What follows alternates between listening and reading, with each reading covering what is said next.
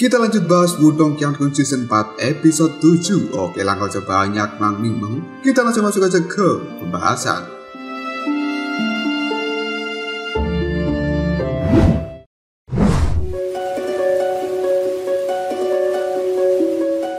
Dalam episode 6, Lidong berhasil memecahkan segel terakhir dan mengambil batu simbol pelahap. Dia pun kali dikejar oleh Cao Zhen, namun bisa mengalahkannya dalam sekali tinjuan berkat bantuan kekuatan dari Xiaodao. Lidong pun terus kabur, yang kemudian dikejar oleh para tetua dari sekte boneka, yang kali ini sudah memanggil dua boneka jimat tingkat tingginya. Terpaksa Lidong harus menggunakan transformasi kera naga untuk bertarung mati-matian. Tidak lama kemudian datanglah Tengsa, dan Lidong melakukan pertarungan dengannya yang membuat Lidong babak belur.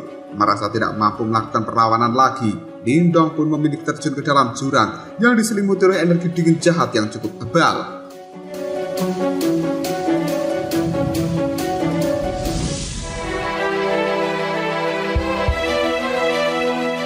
Lidong, Xiaoyan dan juga Xiaodao yang memasuki jurang kali ini menempuh bahaya yang cukup besar. Xiaoyan menggunakan energi apinya untuk melindungi diri sendiri dan juga Lidong. Namun pada akhirnya mereka terbentur oleh semburan energi dingin yang membuat Lidong dan juga Xiaoyan berpisah. Hal ini membuat Lidong cukup khawatir dengan keadaan dari Xiaoyan yang terbawa arus energi dingin.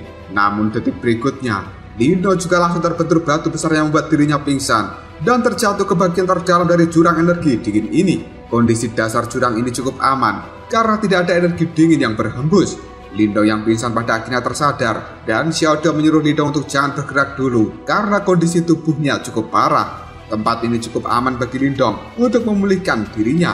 Lidong kemudian berterima kasih pada Xiaodao karena telah melindunginya mencarikan tempat yang aman. Namun Xiaodao mengatakan bahwa ini semua berkat perlindungan dari batu jimat leluhur. Jika tidak, kemungkinan tubuh Lidong akan langsung hancur akibat energi dingin yang jahat. Lidong yang teringat dengan Xiaoyan pun cukup khawatir dan dia akan mencarinya. Namun Xiaodao mencegah hal itu. Dengan luka parah di tubuh Lidong, jika mencari Xiaoyan saat ini sama saja dengan bunuh diri. Selain itu, tubuh fisik dari Xiaoyan jauh lebih kuat daripada Lidong dan sepertinya dia akan baik-baik saja. Lebih baik menggunakan kesempatan ini untuk memulihkan tenaga dan juga luka di tubuh Lidong. Barulah setelah itu memikirkan caranya keluar dari tempat ini.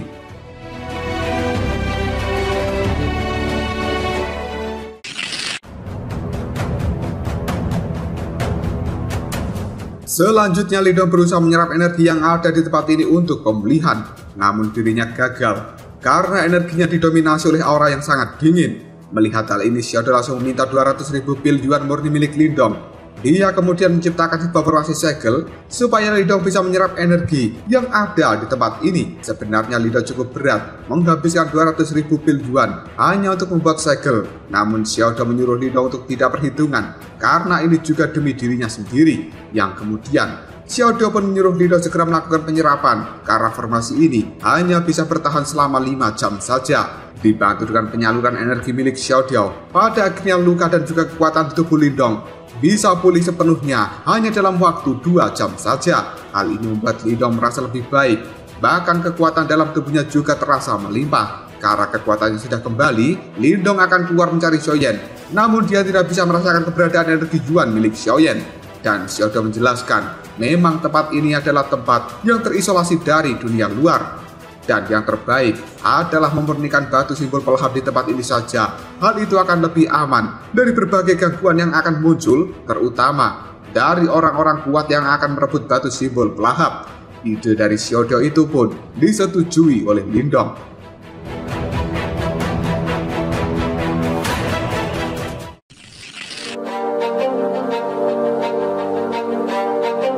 Tidak banyak berpikir lagi, Lidong langsung mengeluarkan batu simbol pelahapnya. Detik kemudian, sisa jiwa dari tetua Heimo pun muncul dan mengatakan bahwa orang yang tidak mendapat restunya tidak akan bisa memiliki batu simbol pelahap ini. Lidong langsung mengeluarkan energi dari dahinya, dan hal itu membuat sisa jiwa dari tetua Heimo menjadi tahu bahwa Lidong adalah orang yang telah direstui olehnya sebagai pewaris generasi ketiga batu simbol pelahap. Dan selanjutnya, Lidong akan mendapatkan ujian dari batu simbol pelahap sendiri. Lolos tidaknya Lidong dalam ujian ini tergantung pada dirinya sendiri. Xiaodao pun mengatakan bahwa dulu kalau dirinya pernah bertemu dengan seseorang yang telah mendapatkan batu simbol api. Xiaodao menyaksikan sendiri orang itu mendapatkan ujian yang cukup berat. tubuhnya dibakar oleh batu simbol api itu.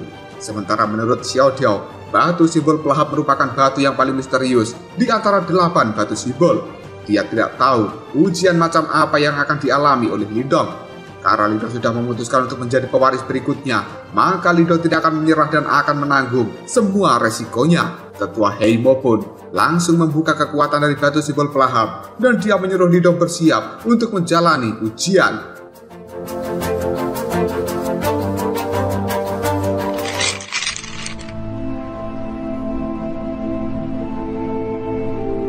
Detik berikutnya kesadaran Lindong pun dibawa masuk ke dalam dimensi dari batu simbol pelahap. Dia cukup bingung bagaimana caranya mendapatkan pengakuan dari batu simbol pelahap ini. Karena yang dilihat oleh Lindong hanyalah ruang hampa yang luas dan tidak ada siapapun. Pada akhirnya, Lindong memutuskan untuk terus berjalan maju di dalam kehampaan ini. Setelah lama melakukan perjalanan yang pada akhirnya, Lindong melihat sesosok orang duduk di depan sana. Yang ternyata, sosok itu merupakan jiwa dari batu simbol pelahap. Karena Lindong bisa sampai di tempat ini dan bisa melihat jiwa dari batu simbol pelahap, maka dirinya adalah kandidat pemilik selanjutnya. Dan yang bisa menjadi pemilik dari sebuah batu simbol hanyalah orang-orang yang terpilih. Maka jiwa dari batu pelahap ini tidak ingin salah pilih dan dia memberikan ujian yang sebenarnya pada Lindong. Kekuatan pelahap pun kali ini melilit tubuh Lindong, yang kemudian membawa Lindong ke dalam kehampaan dan juga kegelapan tiada batas.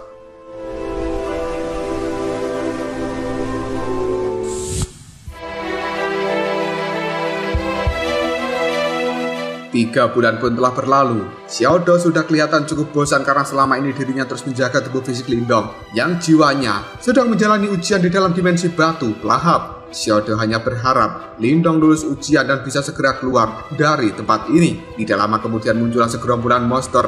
Hal itu membuat Xiao Dao cukup senang karena ada lawan untuk menyalurkan rasa bosannya. Kita kembali ke dalam dimensi dari batu simbol pelahap. Kondisi Lindong saat ini tampak menyedihkan. Seluruh tubuhnya penuh dengan retakan dan juga terlihat tidak ada tenaga di dalam dirinya. Lindong merasa dia sudah berjalan dalam kehampaan ini selama ratusan tahun, yang bahkan hal ini membuat Lindong tidak ingat siapa dirinya dan kenapa ada di dalam tempat ini. Yang dia inginkan hanyalah segera keluar dari tempat yang sangat menyedihkan ini. Tidak lama kemudian, ruang yang ada di belakang Lindong pun terbuka dan ada cahaya terang yang muncul dari sana. Lindong pun berusaha menuju cahaya itu, namun dia tidak kuat dan pada akhirnya pingsan.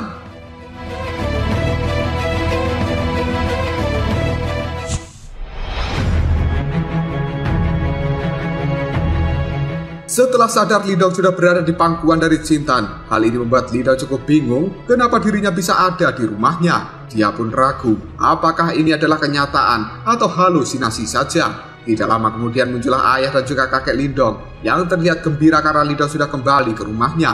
Namun ketika Lindong akan mendekati kakek dan juga ayahnya, ada suara seorang gadis memanggil dia dari arah belakang yang ternyata itu adalah Ling Qingsu. Lindong terlihat cukup senang bisa melihat cinta pertamanya lagi.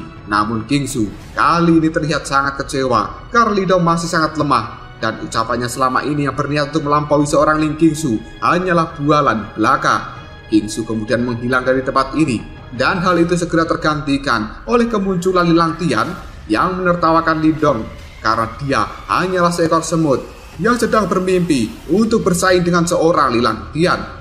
Kemunculan Lilang Tian ini menumbuhkan emosi dalam diri Lindong dan dia pun berjanji bahwa suatu hari nanti akan mengalahkan Lilang Tian.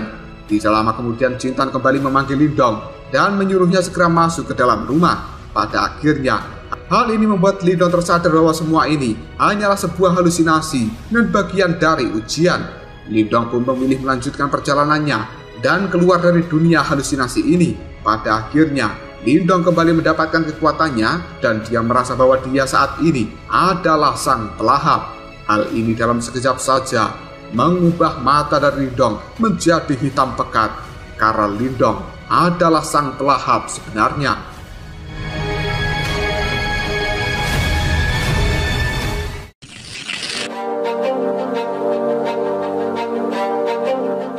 Jiwa dari Lindong pun pada saat ini dibawa terbang tinggi dan pada akhirnya menabrak sebuah penghalang hingga menghancurkannya.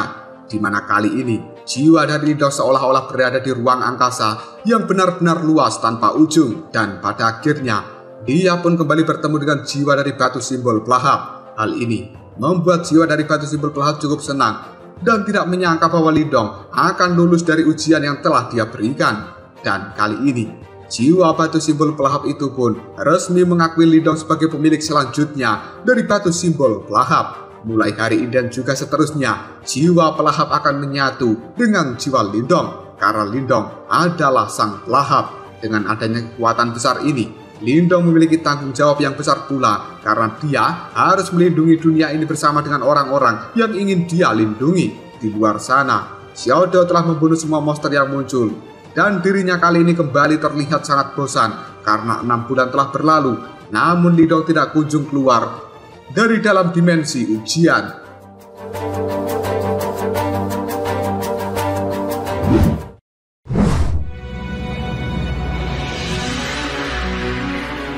Tidak lama kemudian muncullah monster laba-laba raksasa yang ingin menyerang Lindong. Namun Xiaodo segera bertindak untuk mengalihkan perhatian dari monster itu supaya tidak memberikan serangan pada Lindong.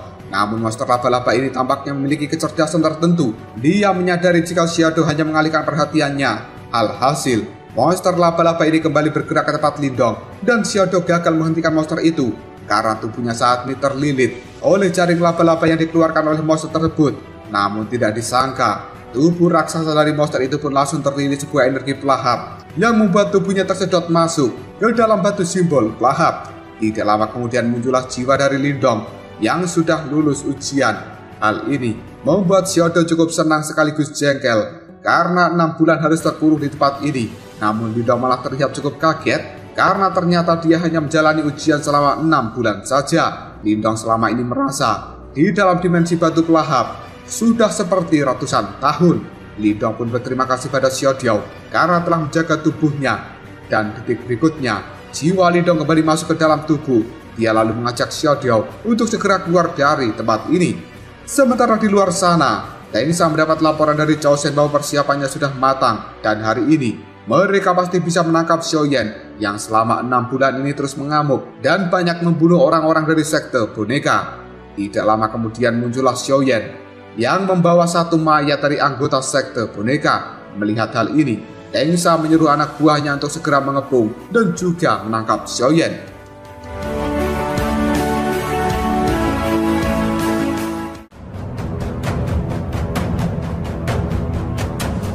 Lalu apakah yang akan terjadi selanjutnya? Apakah Xiaoyan akan benar-benar tertangkap? Dan mungkinkah Lindong berhasil keluar dari dalam jurang energi dingin? Jika kalian penasaran, tunggu aja jawabannya di next video.